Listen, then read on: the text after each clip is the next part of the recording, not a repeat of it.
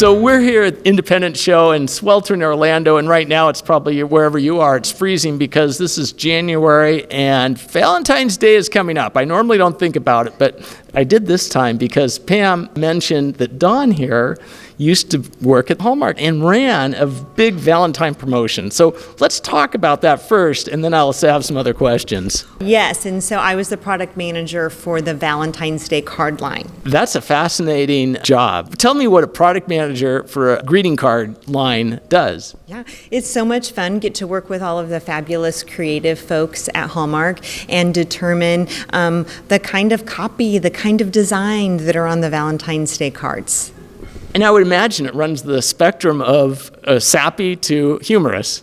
It runs the spectrum for sure. And it's interesting because you need all of that breadth, because at certain seasons in life, you have maybe a different need in your specific relationship. So maybe this year with your significant other, you want to be funny. Or maybe you feel like you want to express something that's a little more heartfelt. Or maybe you want something that's a little more racy for Valentine's Day. And so it was always important to have that breadth. But I will tell you one thing that you do not want to do. Okay, this is good. So I've probably done it. So the biggest day for Valentine's Day sales is actually the day of Valentine's.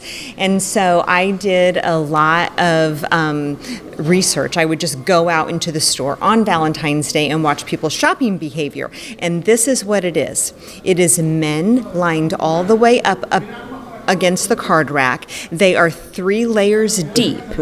And the men in the back say, just hand me one.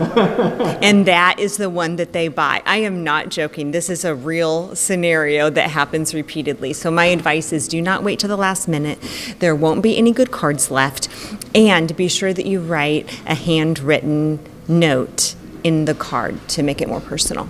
Well, that's good advice for any kind of card, I suppose. Any favorites that stick out in your mind as far as cards that they came up with a concept and you said, that's refreshing or that's new?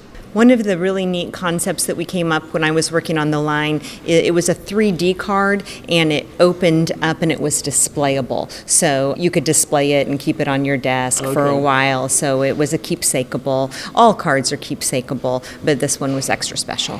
Excellent. Well, thank you for the tips. I have no excuse now, do I? You have no excuse. And always get a card for Valentine's Day, even if your wife says she doesn't want it, because she'll tuck it away and keep it.